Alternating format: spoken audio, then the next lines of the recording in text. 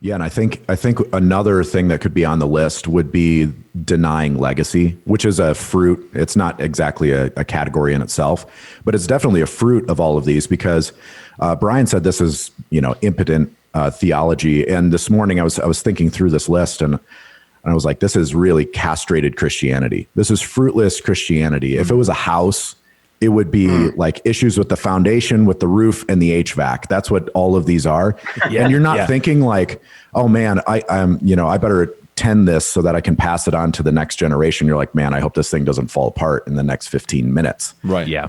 And that's kind of, so all of these theologies are not looking past themselves in a lot of ways. You're not going to be passing this on to the next generation like a robust covenant theology, post-mill, Calvinistic theology, passing it on to the next generations.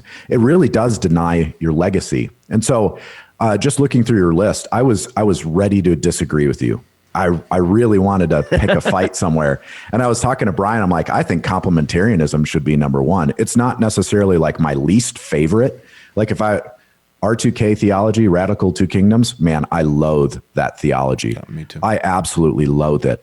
And I was making an argument to Brian about complementarianism being so dangerous because there's so much gravity in our culture towards sexual androgyny, it's towards this like grayness of gray blob humanity, denying the image bearingness of God into self-definition of the person, and he said, well, that's really kind of the same thing that R2K theology does. It's just another category of it. They're so connected.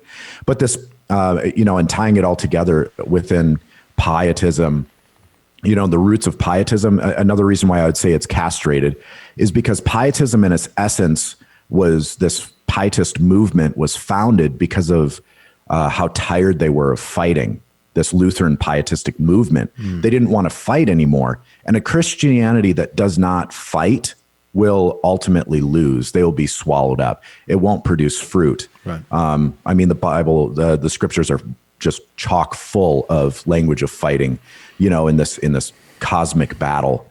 And so it really does. This list, I think I would put it in the same order you did, even all mill over pre-mill, because we've found the same thing, is that we will gladly link arms with pre-mill brothers because they're willing, even if our eschatologies are radically different, our motivations, you say like, hey, we should go fight. We should go take that hill. And they're like, okay, yeah, let's do it. Yeah. Whereas the all-mill guy is like, well, that's a spiritual hill. It's like, no, actually the hill's right there. It's real. We should go take it. We can take it. We should go take it.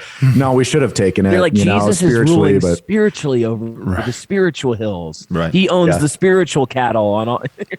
No, they spiritualize Jesus right out of his lordship for sure. And Jesus becomes sequestered. His kingship becomes sequestered and quarantined to the heart, right? We used to say Jesus is Lord of all. Now we say Jesus is Lord of my sweet little heart. And so it's a confinement of his lordship. So I think that's great, Dan. So real quick, can you do this, Dan? I think we need to define some of our terms because otherwise people are going to just think that we're egotistical, just spouting all these things. We don't actually know what they mean. And for me, the guiding force of ministry is always what people think. So wait, real quick, before you go, do me a favor.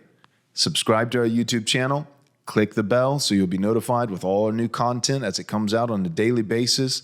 And if you're willing to support this ministry, you can do so by going to rightresponseministries.com/donate. Thanks so much. God bless.